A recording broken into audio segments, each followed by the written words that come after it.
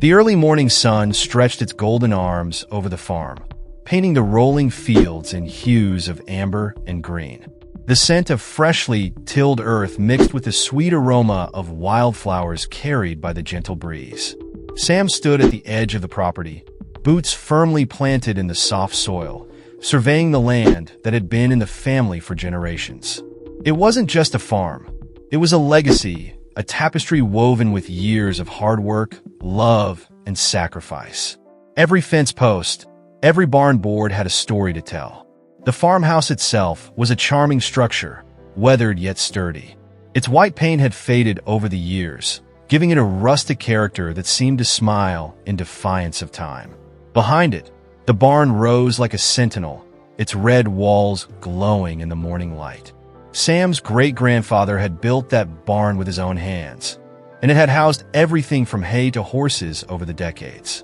Now, it was home to a mix of animals that had become as much a part of the family as the land itself. Cows, chickens, and a pair of mischievous goats named Daisy and Duke. Sam took a deep breath, savoring the peace that came with the morning routine. The clucking of hens from the coop blended harmoniously with the distant hum of bees from the wildflower patch. The air was alive with the sounds of nature waking up. Sam loved this time of day. The quiet before the world beyond the farm stirred to life. It was a moment to reflect, to feel the pulse of the land beneath their feet. Life on the farm wasn't easy, but Sam wouldn't trade it for anything. Every sunrise brought a new set of challenges, from fixing a broken tractor to dealing with unpredictable weather. But it also brought a deep sense of fulfillment. There was a purity to this way of life, a connection to the earth that was increasingly rare in a world that seemed to move faster every day. That world, however, had been creeping closer. Over the past decade, a suburban development had sprouted up on the outskirts of the farmland. What was once a sprawling meadow was now a maze of cookie-cutter houses with manicured lawns and paved streets. The development came with its own set of rules and rulers, embodied in the Homeowners Association, or HOA. At the head of the HOA was Karen. Karen was everything the farm wasn't: polished, controlling, and completely out of touch with rural life. She was the type of person who viewed a chicken as a quaint decoration for a kitchen rather than a living creature. To her, the farm was an eyesore, an affront to the pristine uniformity she demanded for her neighborhood. Sam had only met her a few times, but those encounters were enough to paint a clear picture of who she was.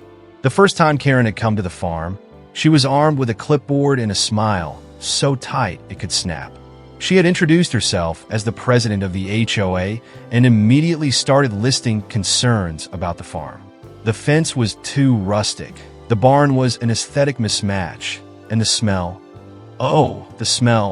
was not conducive to a pleasant living environment. Sam had listened patiently, arms crossed, and responded with the same answer every time. "This is a farm, Karen. It's been here long before your HOA, and it'll be here long after." Karen hadn't taken kindly to that. From then on, it seemed she had made it her personal mission to change that outcome. As Sam finished feeding the animals that morning, they noticed a sleek black SUV pull up to the edge of the property.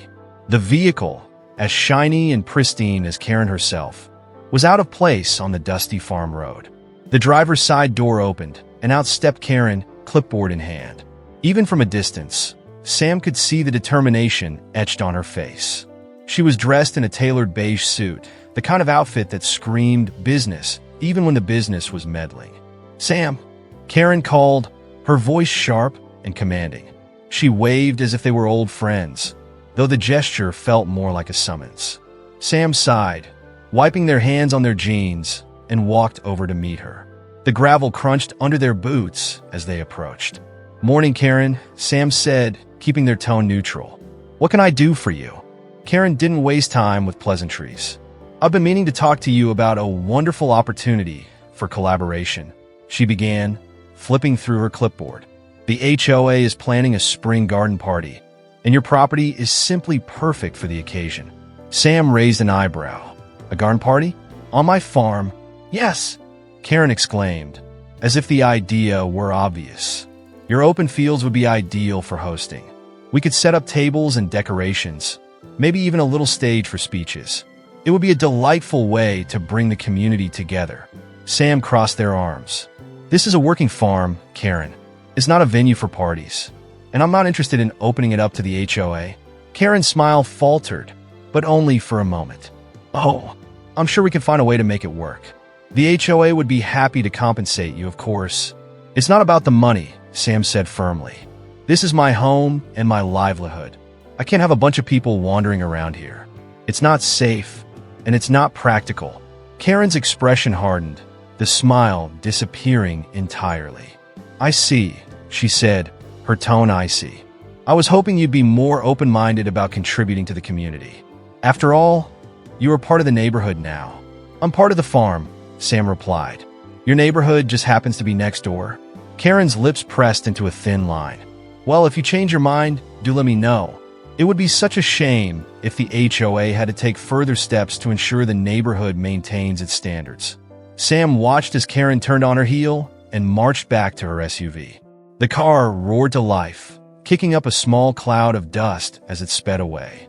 Sam stood there for a moment, staring at the retreating vehicle. A feeling of unease settled over them, but they shook it off. Let her try, Sam muttered to themselves, turning back to the farm. The land had faced droughts, storms, and countless other challenges over the years. One entitled HOA president wasn't going to change that. Or so Sam thought. The days passed uneventfully after Karen's visit, and Sam allowed themselves to believe that the garden party idea had been dropped. The farm demanded their full attention, as it always did, and there was little time to dwell on Karen's antics. The cows needed milking, the fields needed tending, and the fence along the southern edge of the property had begun to sag under the weight of time and weather. Some focused on the rhythm of farm life, trying to put the nagging feeling of unease behind them. One sunny afternoon, as Sam was repairing the fence, they noticed a figure walking along the property line. The bright sunlight reflected off the metallic clipboard in Karen's hands, and her deliberate stride suggested she was on a mission. Sam sighed, straightened up, and wiped their hands on their jeans. They knew this wasn't going to be a friendly social call. Karen reached the fence and stopped, looking at it with a mix of curiosity and disdain. She tapped her pen against the clipboard, as though she was taking notes on the quality of the wood. Finally, she looked up and greeted Sam with a tight-lipped smile. "Good afternoon, Sam," she said, her voice carrying the practiced cheerfulness of someone who always expected to get their way. "Afternoon, Karen," Sam replied, keeping their tone neutral. "What brings you out here today?" Karen gestured toward the fence. "Oh, I was just taking a little walk to assess the boundaries between your property and the neighborhood. You know, ensuring everything is in compliance with HOA guidelines." Sam frowned. "Karen, my farm isn't part of your HOA. I've told you that before." "Oh, I know," Karen said, waving a hand dismissively. "But the visual impact of your property does affect the neighborhood, you understand. We've had a few residents voice concerns about the rustic appearance of this fence." Sam glanced at the fence. It wasn't pretty, but it was sturdy and functional. Exactly what a fence on a working farm should be. "It's a fence," they said simply. "It does its job." Karen chuckled, though there was no humor in it. "Of course, but we strive for a certain aesthetic standard in our community. A cohesive look, you see. Have you considered replacing it with something more modern? Maybe a nice white vinyl?" Sam bit back their frustration. "Karen, I don't have time to worry about how my fence looks to your HOA. I've got a farm to run." Karen's smile tightened. "I understand that, but surely you can see how a fence like this might lower property values for the houses nearby. It's really in everyone's best interest to keep things visually appealing." "Karen," Sam said, leaning on the fence post, "this fence has been here for decades, and it's not going anywhere. If the HOA doesn't like it, that's not my problem." For a moment, Karen said nothing.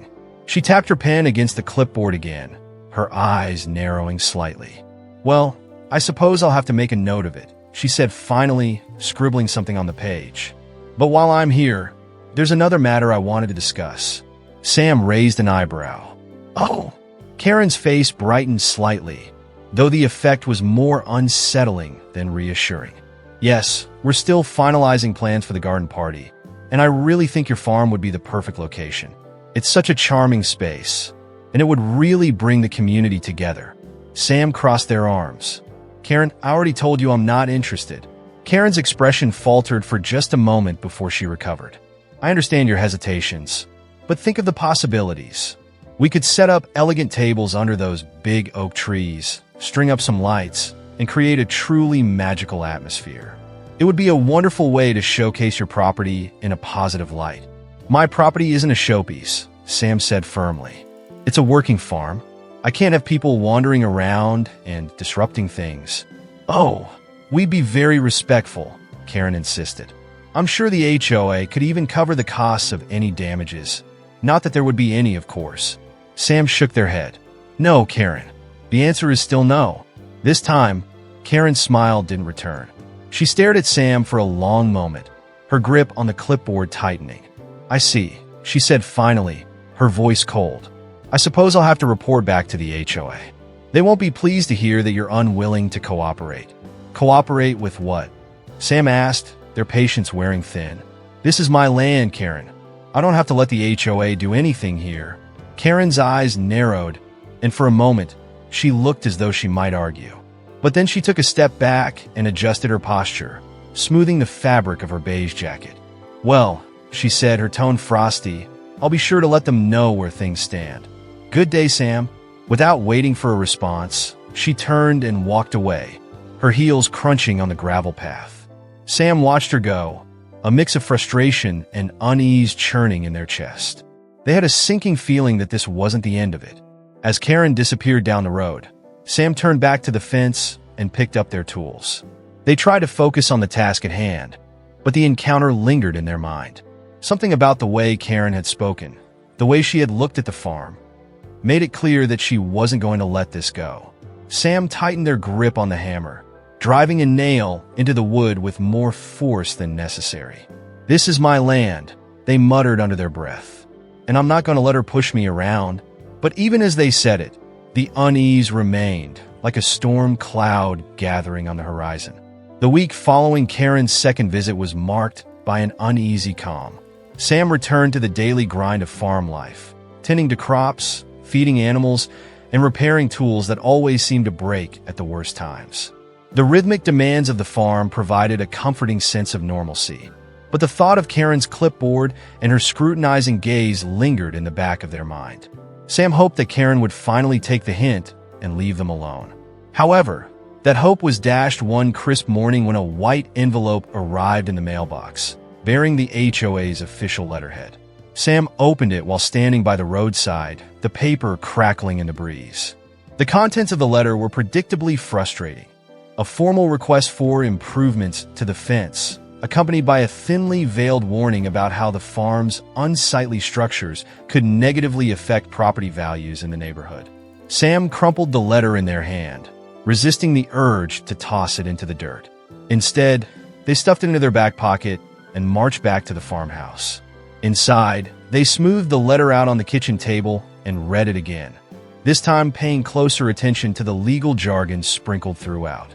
It was a masterclass in passive aggression, carefully worded enough to avoid outright threats, but loaded with implications of future conflict. Sam muttered under their breath, grabbed a pen, and scrawled a simple response on the back of the letter. This is not HOA property. Your requests are invalid. They sealed the letter in an envelope and mailed it back the same day. A few days later, the retaliation began. It started with seemingly minor annoyances. A local zoning officer appeared at the farm, clipboard in hand, citing complaints about noise levels. We've received reports of loud machinery running at odd hours, the officer explained, flipping through a set of forms. We just need to verify you're in compliance with local noise ordinances. Sam shook their head in disbelief. It's a farm, they said. Machinery is part of the job. I'm not out here running a nightclub. The officer shrugged apologetically. I understand, but I have to follow up on complaints. If everything checks out, you won't hear from us again.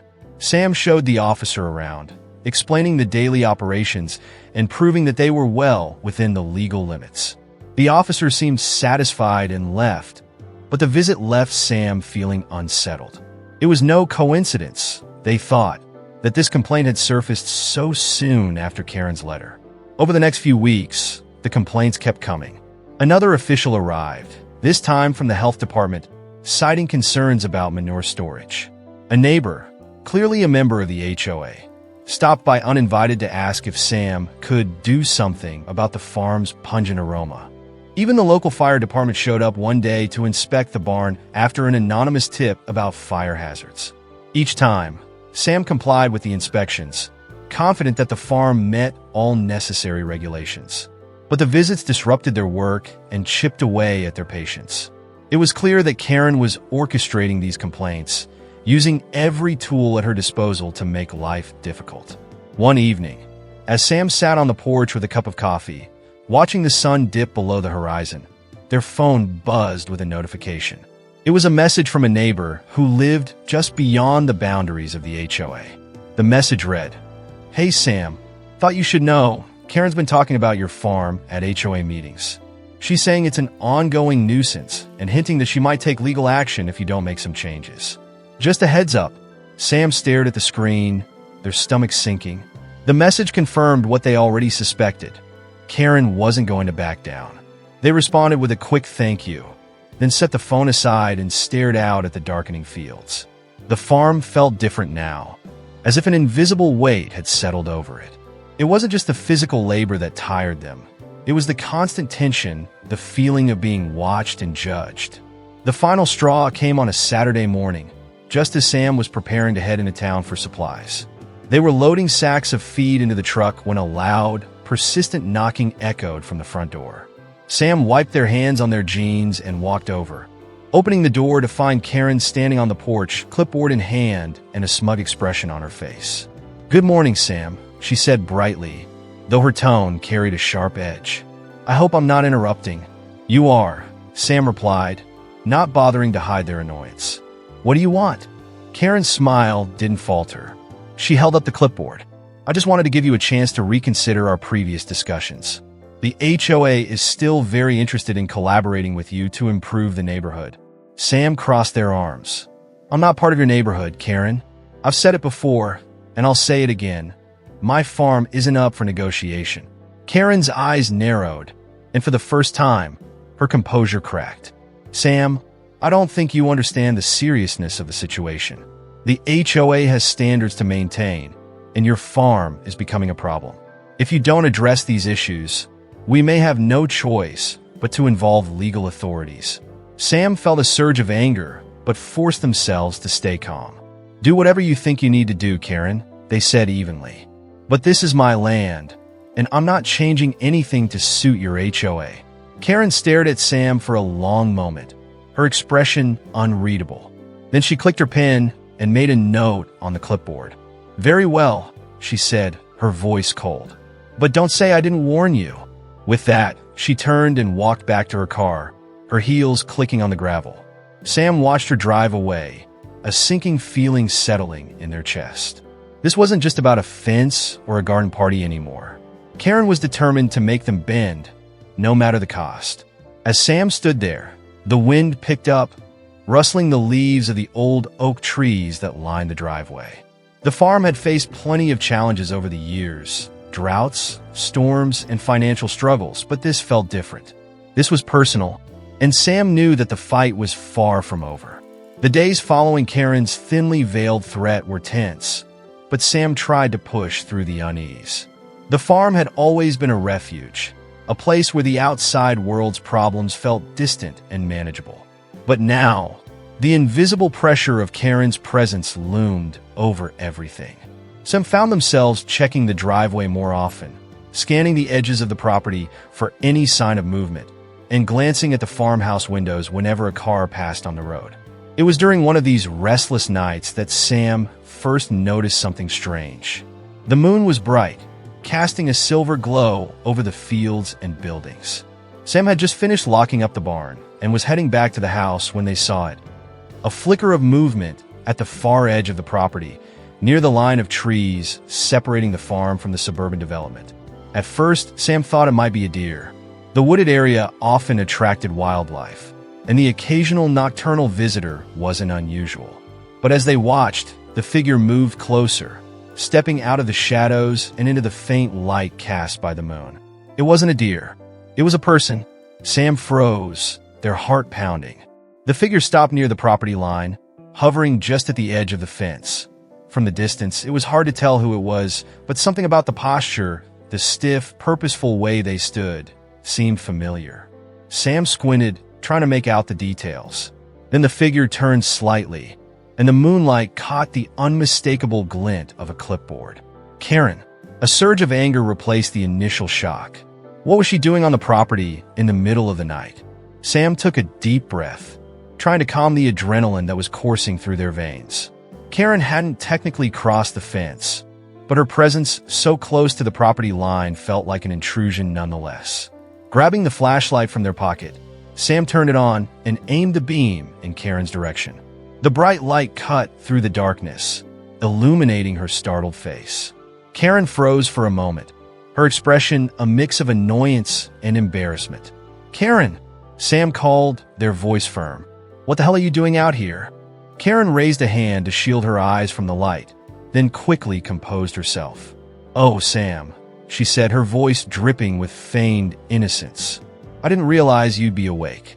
I was just admiring the view." "The view?" Sam repeated incredulously. "It's the middle of the night. You're trespassing." Karen bristled, her tone turning defensive. "I'm not on your property. I'm standing on public land. Thank you very much." Sam lowered the flashlight slightly, but didn't turn it off. "You're still too close for comfort. If you got something to say, you can do it during the day like a normal person." Karen huffed, clearly flustered. "I wasn't planning to disturb you. I was just taking a walk and happened to end up here. There's no law against that." Sam didn't buy it for a second. "Whatever you're up to, it stops now. This is private property, Karen. Stay off my land, or I'll call the sheriff." Karen's lips pressed into a thin line. She stood there for a moment, as if considering her next move, then turned and walked briskly back toward the development. Sam watched until she disappeared into the shadows, the sound of her footsteps fading into the night. Back in the house, Sam couldn't shake the unease. Karen's behavior was becoming more erratic, more invasive. She wasn't just filing complaints or sending letters anymore. She was physically skulking around the property, acting as if she had some claim to it. Sam decided it was time to take action. The next morning, Sam drove into town and bought a set of security cameras. They spent the better part of the day installing them around the property, focusing on the areas near the fence line and the barn. It wasn't a perfect solution, but it was a start. If Karen or anyone else decided to snoop around again, at least there would be evidence. For a while, the cameras seemed to do the trick. There were no more late-night visits, and the steady rhythm of farm life resumed. Sam allowed themselves to hope that Karen had finally gotten the message. That hope was shattered a week later. It was another clear night, the kind where the stars seemed to stretch endlessly across the sky. Sam was in the barn, finishing up the evening chores, when one of the cameras sent an alert to their phone. The notification was simple but chilling. Motion detected near the southern fence. Sam's stomach tightened as they opened the app and pulled up the live feed. The grainy video showed a shadowy figure moving along the edge of the property, just outside the fence. They were carrying something, a long, thin object that glinted faintly in the moonlight. It wasn't Karen this time. The figure was taller, broader, and moved with a deliberate, almost predatory gait. Sam grabbed their flashlight and headed toward the area, their pulse quickening with every step. As they approached the fence, they caught a glimpse of the figure disappearing into the woods. Sam called out, but there was no response, only the rustling of leaves as the intruder vanished into the shadows. The next morning, Sam found something disturbing near the fence line, a set of footprints in the dirt, leading to a small pile of broken branches and charred grass. It looked like someone had tried to start a fire, but abandoned it before it could spread. Sam's mind raced. Was this Karen's doing? Had she sent someone to intimidate them? Or was it just a coincidence, an unrelated act of vandalism? Whatever the answer, one thing was clear. The situation was escalating, and Sam needed to be prepared. They called the sheriff and reported the incident, showing the security footage and pointing out the attempted fire. The deputy who came out to investigate was sympathetic but non-committal. "We'll keep an eye on things," he said, But without clear evidence of who was involved, there's not much we can do. Sam thanked him and watched as the patrol car disappeared down the driveway. Left alone with their thoughts, they couldn't help but feel a growing sense of unease. The farm had always been a place of safety and stability, but now it felt like a battleground. Karen's meddling had started as an annoyance, but it was beginning to take on a darker, more dangerous edge. As the sun set that evening, casting long shadows across the fields, Sam stood on the porch and looked out over the land. The farm was quiet, the animals settling in for the night, but the tension lingered like a storm cloud on the horizon. Sam tightened their fists, a mix of fear and determination welling up inside them. Whatever Karen's game was, Sam wasn't going to back down. This was their land, their home, and they would do whatever it took to protect it. The evening began like any other on the farm, calm and routine. Sam had spent the day repairing an old tractor, finally getting it back into working condition just before sunset. The satisfaction of solving one problem momentarily pushed thoughts of Karen and her relentless meddling out of their mind. As the sky deepened to a rich navy blue and stars began to pierce the darkness, Sam allowed themselves to feel a flicker of peace. They walked to the barn to check on the animals one last time, their boots crunching against the gravel path. The air was cool and still, carrying the faint scent of hay and earth. Inside the barn, the soft sounds of animals settling in for the night surrounded Sam like a comforting blanket. The cows lowed softly, and Daisy, one of the mischievous goats, nudged Sam's leg, hoping for an extra treat. All right, Sam muttered with a small smile, tossing a handful of hay into her stall. But just because you're cute. After securing the barn doors and switching off the lights, Sam stepped outside, pausing to take in the stillness of the night. The farm was quiet, with only the occasional hoot of an owl breaking the silence. It was nights like this that reminded Sam why they had chosen this life. A life of hard work, but one that offered a profound connection to the land and a sense of purpose. They turned toward the farmhouse, ready to call it a night, when a faint smell drifted through the air. It was subtle at first, barely noticeable, but it grew stronger with each passing second. Sam froze, their senses on high alert. It was smoke, acrid and unmistakable. Their heart raced as they scanned the horizon, searching for the source. Then they saw it, a faint, flickering glow in the distance, near the barn. "No," Sam whispered, their voice trembling with disbelief. They broke into a run, sprinting toward the barn as the glow intensified, the flames licking hungrily at the wooden structure.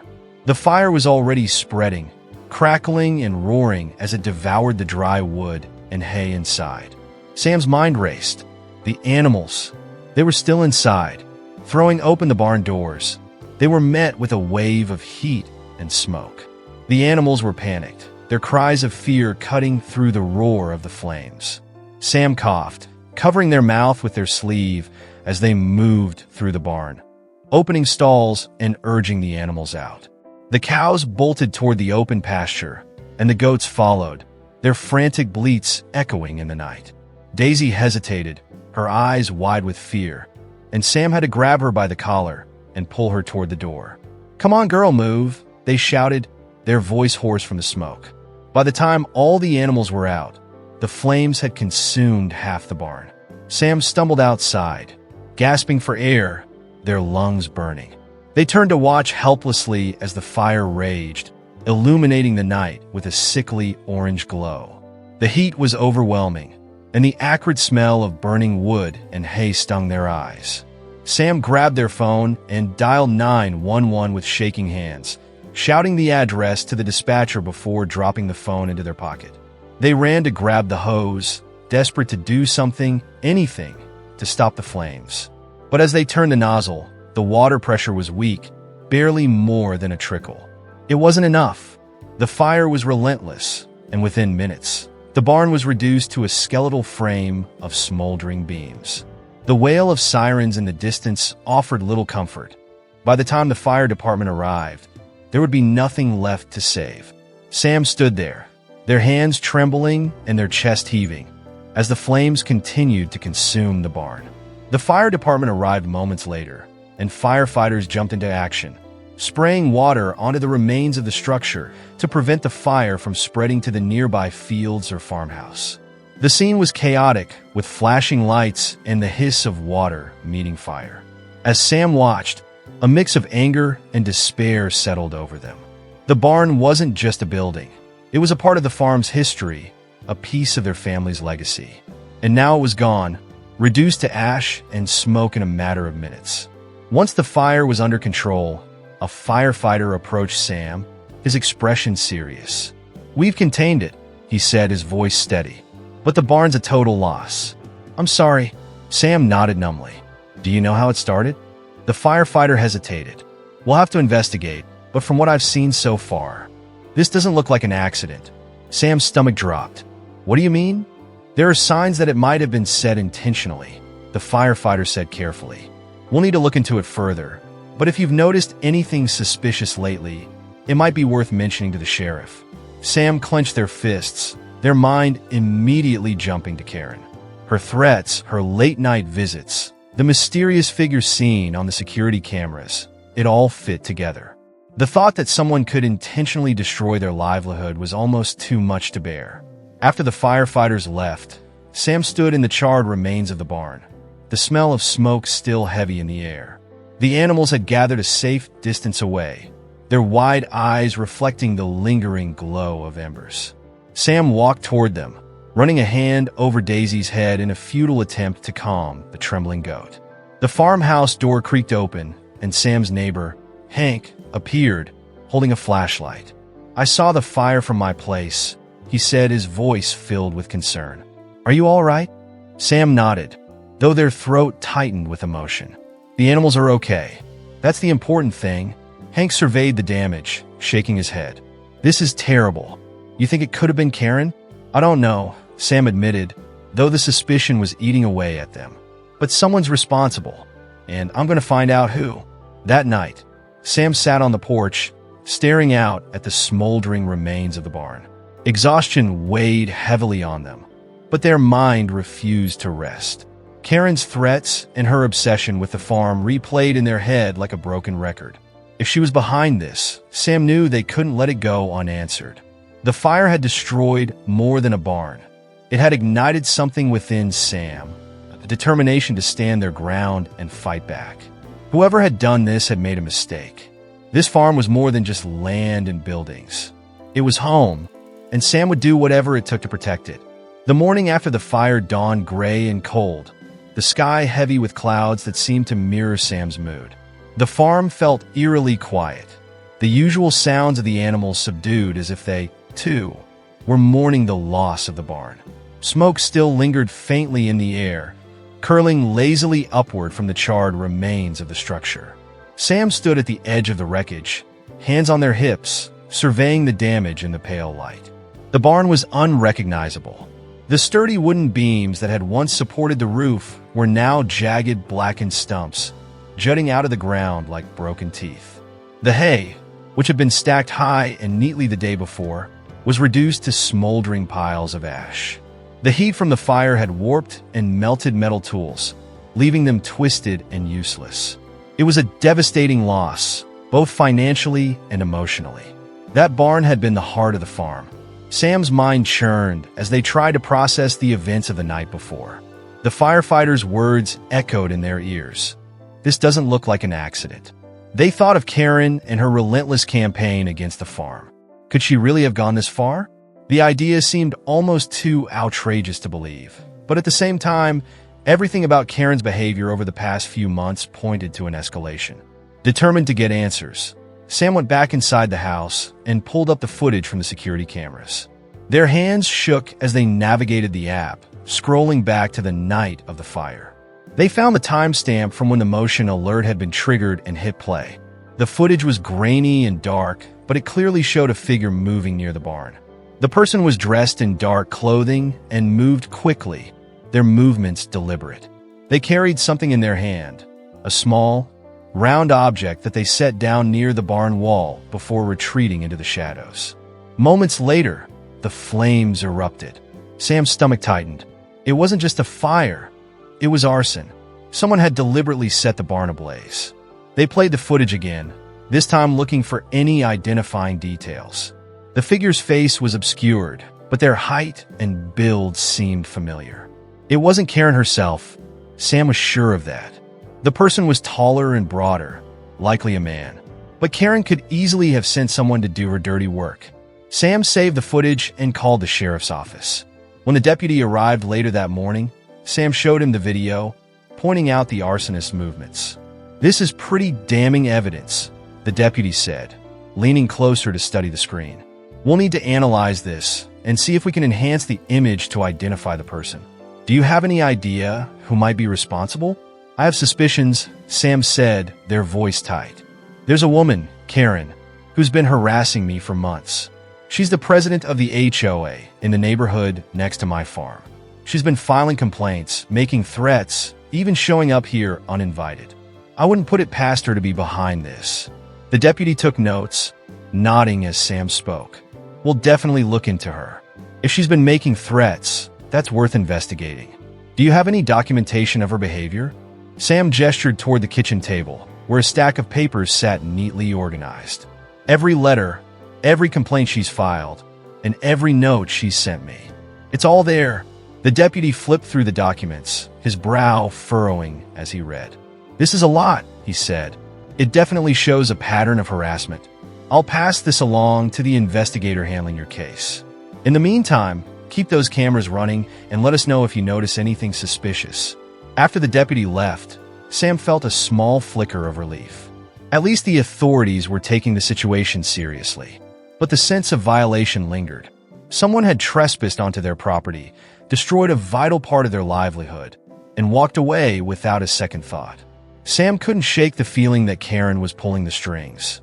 Later that afternoon, a neighbor stopped by. It was Hank, the same neighbor who had come to check on Sam the night of the fire. He stood on the porch, his hat in hand, his face somber. "I heard what the deputy said about arson," Hank began, his voice low. "I figured you'd want to know.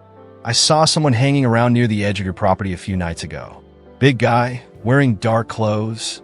Didn't think much of it at the time, but now," Sam's chest tightened. "Why didn't you say something earlier?" Hank shrugged uncomfortably. Didn't want to jump to conclusions. Thought maybe it was someone passing through. But after seeing what happened last night, "I'm sorry, Sam. I should have said something sooner." "It's all right," Sam said, though their voice was tight. "Do you think you'd recognize him if you saw him again?" "Maybe," Hank said. "But if I were you, I'd start asking around. See if anyone else in the neighborhood noticed anything strange." Sam thanked Hank for the information, their mind already racing with possibilities. They decided to take his advice and began making calls, starting with the neighbors closest to the property line. Most hadn't seen or heard anything unusual, but one woman mentioned that she'd noticed a suspicious car parked on the street a few nights before the fire. A dark sedan with tinted windows. She hadn't seen the driver, but remembered the license plate started with 7F. Armed with this new piece of information, Sam passed it along to the sheriff's office, hoping it would lead to a breakthrough. As the day wore on, they couldn't help but feel a growing sense of urgency. Whoever had set the fire was still out there, and Sam couldn't shake the fear that they might strike again. By evening, exhaustion had set in, but Sam refused to let their guard down.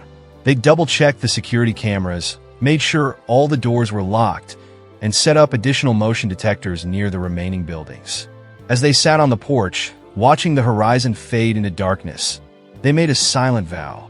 They wouldn't let Karen, or whoever was behind this, win. The farm had weathered storms, droughts, and countless other challenges over the years. This was just another fight, and Sam was determined to come out on top. The days following the fire were consumed by a mix of investigation and recovery. Sam worked tirelessly to clean up the wreckage of the barn, salvaging what little could be saved and hauling away the charred debris. The effort was physically exhausting, but it gave Sam a sense of control over an otherwise chaotic situation. However, the emotional toll of the fire weighed heavily.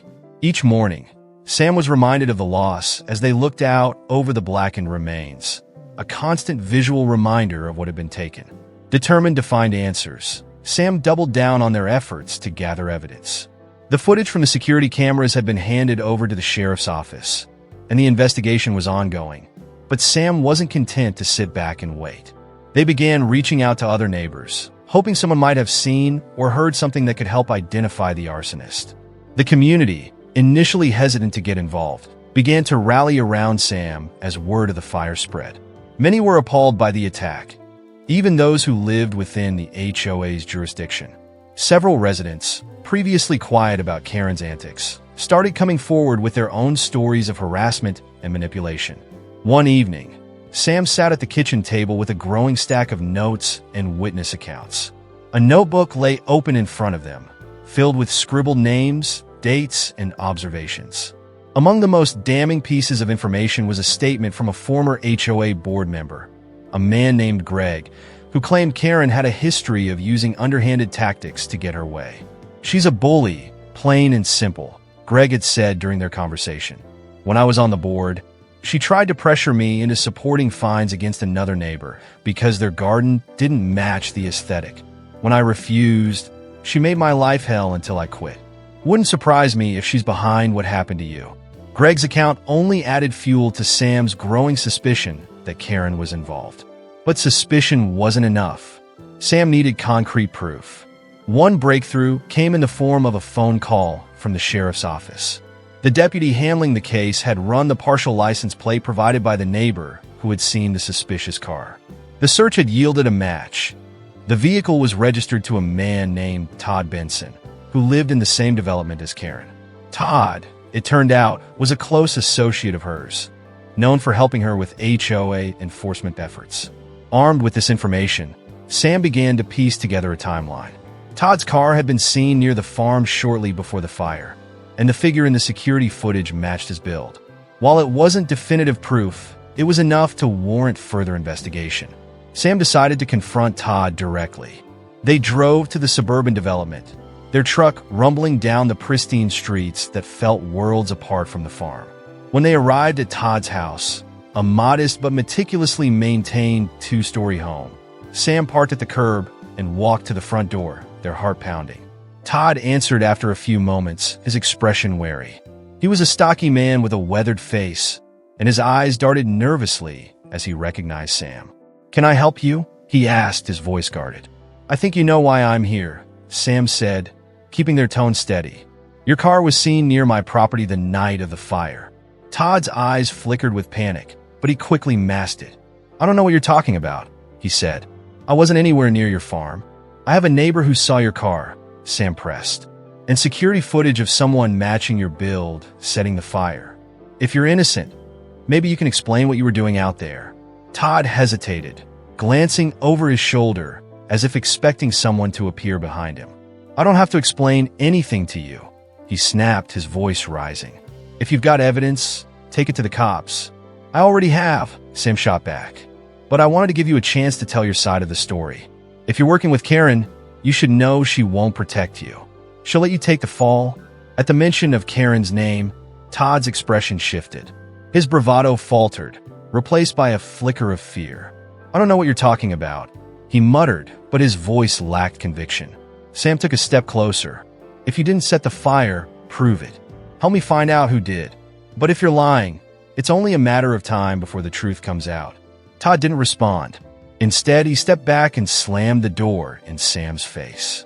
Fuming, Sam returned to the truck and drove home, their mind racing. Todd's reaction had confirmed their suspicions. He was involved, and Karen was likely pulling the strings. But without a confession or more concrete evidence, proving it would be difficult. The next day, Sam received another piece of the puzzle.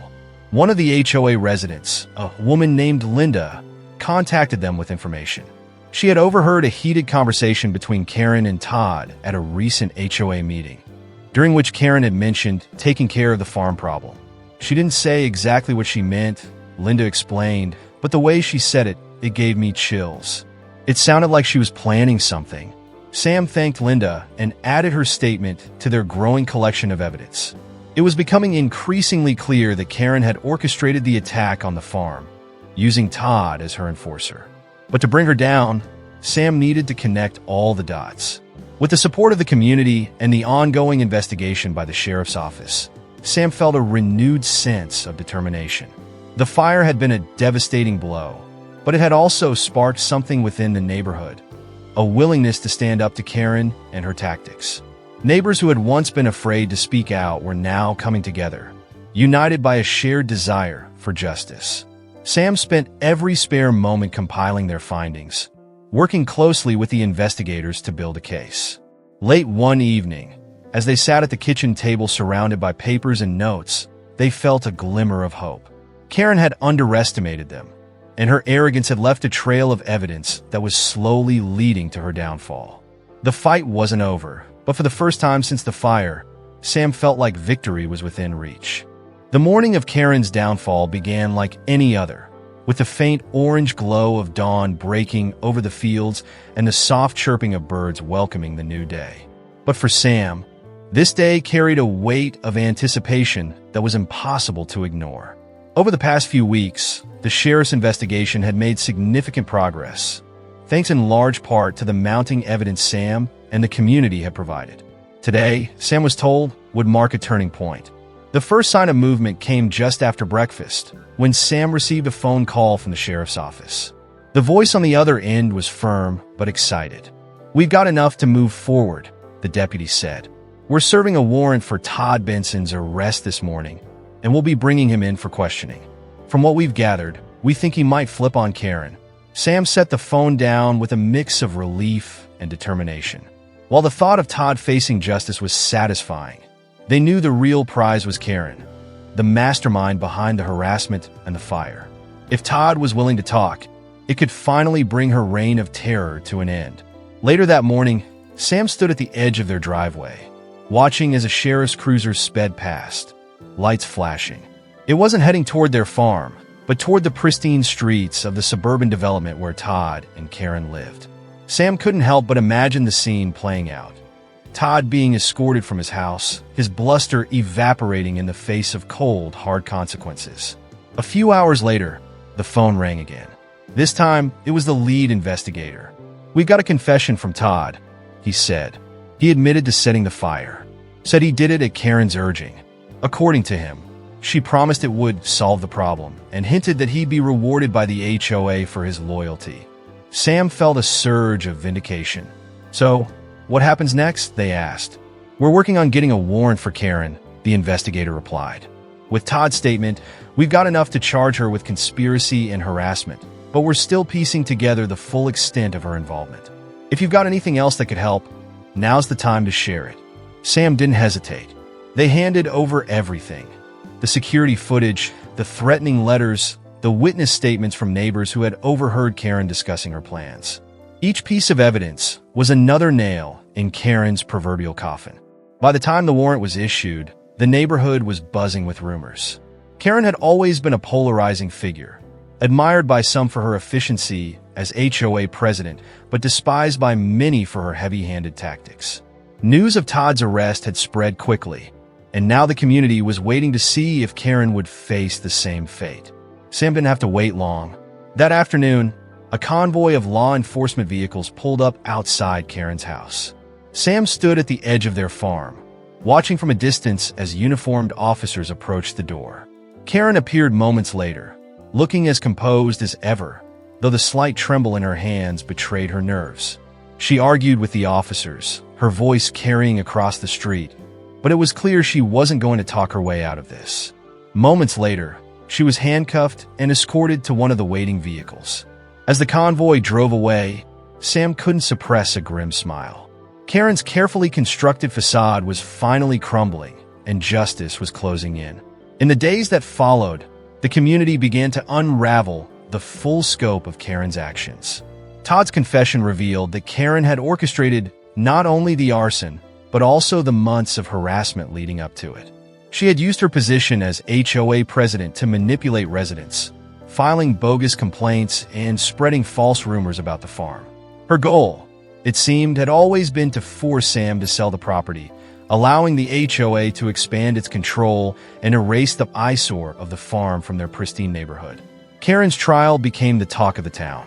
The courtroom was packed with neighbors, journalists, and community members who had come to witness the outcome of a saga that had gripped the area for months. Sam attended every session, sitting quietly in the back as evidence was presented and witnesses testified. Todd, in exchange for a reduced sentence, took the stand and detailed Karen's involvement in chilling detail. He described how she had approached him with the plan, framing it as a necessary step to restore order to the neighborhood. Karen, for her part, maintained her innocence, insisting that she had never intended for things to go so far. But her carefully rehearsed statements crumbled under the weight of the evidence, and by the end of the trial, it was clear that the jury saw through her lies. The verdict was swift and decisive. Karen was found guilty on multiple charges, including conspiracy, harassment, and incitement to commit arson. She was sentenced to several years in prison, her reputation in shambles, and her power within the HOA stripped away. Back on the farm, life slowly began to return to normal. The charred remains of the barn were eventually cleared away, and plans were made to rebuild. Neighbors who had once kept their distance now stopped by regularly, offering support and lending a hand wherever they could. The fire, though devastating, had brought the community together in a way that few could have anticipated. One evening, as the sun dipped below the horizon, Sam stood in the field where the new barn would soon be built. The air was cool and still, the farm bathed in the soft glow of twilight. For the first time in months, Sam felt a sense of peace. The fight was over, and they had won, not just against Karen, but against the fear and intimidation that had threatened to uproot everything they held dear. As the stars began to appear overhead, Sam took a deep breath and smiled. The farm had weathered the storm, and though there was still work to be done, they knew they could handle whatever came next. After all, this was their land, their home, and no one, not even someone like Karen, could take that away from them.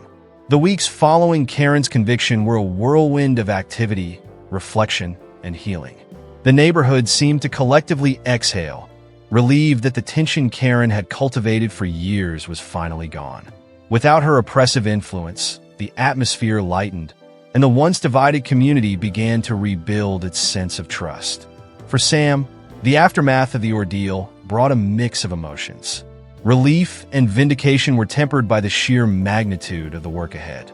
The fire had destroyed not only the barn, but also the equipment and supplies stored inside.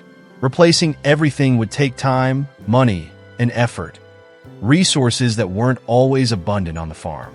Yet, as challenging as the road ahead seemed, Sam felt a renewed sense of determination. The community's support had been overwhelming, and it gave Sam the strength to push forward. The first major project was rebuilding the barn. Sam reached out to a local contractor, but when word got out about the plans, neighbors started showing up with offers of help. It began with Hank, who arrived one morning with a toolbox slung over his shoulder and a wide grin on his face. "Thought you might need an extra pair of hands," he said. "More like 2 pairs," Hank's son chimed in, stepping out from behind him. Sam couldn't help but smile. "I won't say no to that. Thank you." Over the next few weeks, more and more people joined the effort. Some brought tools, others donated materials, and a few even showed up with food to keep the workers fed. It was a humbling experience for Sam, who had spent so much of the past year feeling isolated and under siege. Now, surrounded by the sounds of hammering, laughter, and camaraderie, the farm felt alive in a way it hadn't in years. Among the volunteers was Linda, the neighbor who had provided crucial testimony about overhearing Karen's plans. She turned out to be an excellent organizer, coordinating schedules and making sure every task was assigned. "We'll have this place looking better than ever," she promised one afternoon, clipboard in hand. True to her word, the new barn began to take shape. Unlike the old structure, which had been a patchwork of repairs and additions over the years, the new barn was modern and efficient, designed to last for generations. Sam chose to incorporate features that would make the farm more sustainable: solar panels on the roof, better insulation, and an upgraded irrigation system. It felt like a fresh start, a way to honor the past while embracing the future. One evening, after a long day of construction, Sam stood in the shadow of the nearly finished barn, watching as the setting sun cast its golden light over the fields. Hank joined him, a mug of coffee in his hand. "You've got yourself a good group here," Hank said, nodding toward the workers who were packing up their tools for the day. "Didn't think I'd see the day this neighborhood came together like this." Sam chuckled softly. Me neither. I guess it took a common enemy to remind everyone what really matters. Hank took a sip of his coffee and smiled. That, and the fact that you're a stubborn son of a gun. Karen didn't know who she was messing with. The two stood in companionable silence for a moment, watching as the last rays of sunlight disappeared behind the horizon. Despite the long road ahead, Sam felt a deep sense of gratitude for the land, for the community, and for the resilience that had carried them through the darkest days. As the barn project neared completion, Sam turned their attention to the rest of the farm. The fire had disrupted planting schedules and damaged irrigation lines, leaving some fields fallow for the season. But with the help of the community, Sam managed to repair the systems and get back on track. They planted cover crops to replenish the soil and planned for a bountiful harvest the following year. The animals, too, seemed to sense the shift in the farm's energy. Daisy, the mischievous goat, had taken to wandering near the construction site, amusing the workers with her antics. The cows, now housed in temporary shelters, settled into their routines with surprising ease. Sam often found comfort in their presence, knowing that they, like the farm itself, were resilient and adaptable. One afternoon, while tending to the fields, Sam was approached by Greg, the former HOA board member who had shared his insights into Karen's behavior. He carried a small envelope and looked uncharacteristically nervous. "What's this?" Sam asked, accepting the envelope. "Just something from the HOA," Greg said, scratching the back of his neck. "Now that Karen's out of the picture, the board's been reevaluating some things. We all feel terrible about what you've been through, and we wanted to show our support." Inside the envelope was a check, a substantial donation from the HOA to help cover the costs of rebuilding. Sam stared at it, stunned. "I don't know what to say," Sam admitted. This means a lot." Greg smiled sheepishly. "It's the least we could do. And for what it's worth, the HOA's changing. No more Karen-style bullying. We're here to work with the community, not against it." Sam nodded, feeling a weight lift. While the money would certainly help, it was the sentiment behind it that mattered most. The neighborhood was finally moving in the right direction, and the scars Karen had left were beginning to heal. By the time the barn was completed, the farm felt transformed. The new structure stood tall and proud, a symbol of resilience and renewal. To celebrate, the community organized a small gathering, a chance to reflect on the journey and look ahead to the future. Neighbors who had once been strangers now mingled like old friends, sharing stories and laughter under the soft glow of string lights draped across the barn's exterior. Sam stood near the entrance, watching the scene unfold with a mix of pride and humility. Linda approached, holding a plate of food and a glass of lemonade. "Looks like you've got your farm and your community back," she said, handing Sam the drink. Sam took a sip, savoring the sweetness. "I couldn't have done it without all of you. This farm isn't just mine anymore. It's ours." Linda smiled, and for a moment, the two stood in comfortable silence, listening to the laughter and music that filled the air. The fire, though devastating, had brought them all together, forging bonds that would endure long after the smoke had cleared. As the night wore on and the celebration wound down, Sam found themselves standing alone in the field, gazing up at the stars. The farm was quiet again, but this time, it was a comforting silence, a reminder that even in the face of adversity, life could endure and thrive. With a deep breath, Sam turned back toward the farmhouse, ready to face whatever challenges lay ahead. The farm had been tested, but it had emerged stronger, and so had Sam. Together, they were ready for the future. The morning sun rose over the farm, casting its golden light on the newly built barn and the fields that were slowly coming back to life. The crisp air carried the scent of damp earth and dew-covered grass, a reminder of the cycles of nature that Sam had come to cherish more than ever. After months of struggle, the farm felt whole again, or as close to whole as it could be after everything that had happened. Yet, the scars of the fire and Karen's campaign of harassment lingered, both in the land and in Sam's heart. Sam started their morning routine early, as always, heading to the barn to check on the animals. The new structure stood proudly against the backdrop of the rolling fields, its red paint vibrant and fresh. Inside, the animals had settled into their new home, and the once panicked cows now moved about comfortably in their spacious stalls. Daisy, ever the troublemaker, greeted Sam by tugging at the hem of their jeans, demanding attention. "Good morning to you, too," Sam said with a small smile, scratching behind her ears. "You're lucky you're cute." As Sam moved through the barn, inspecting the equipment and ensuring everything was in order, they reflected on the journey that had brought them to this point. The fire had been devastating, a blow that could have broken them, but it had also revealed a strength they hadn't known they possessed. More importantly, it had shown them the power of community. The neighbors who had come together to rebuild the barn, the people who had stood by them in court, and the friends who had offered support when it was needed most. Later that morning, Sam walked the perimeter of the property, a habit they developed in the wake of Karen's attacks. The boundary fences were secure, the fields were thriving, and the irrigation system was working better than ever thanks to the upgrades installed during the rebuilding process. The farm was recovering, but so was Sam. The anger and fear that had consumed them for months were slowly giving way to a sense of peace. When Sam reached the edge of the property near the woods, they stopped and leaned against the fence, looking out at the distant horizon. This spot had been the site of so much tension: Karen's late-night visit, the fire, and countless other moments of unease. Now it felt like a place of reflection, a reminder of how far they had come. Their thoughts were interrupted by the sound of footsteps on the gravel road leading to the farm.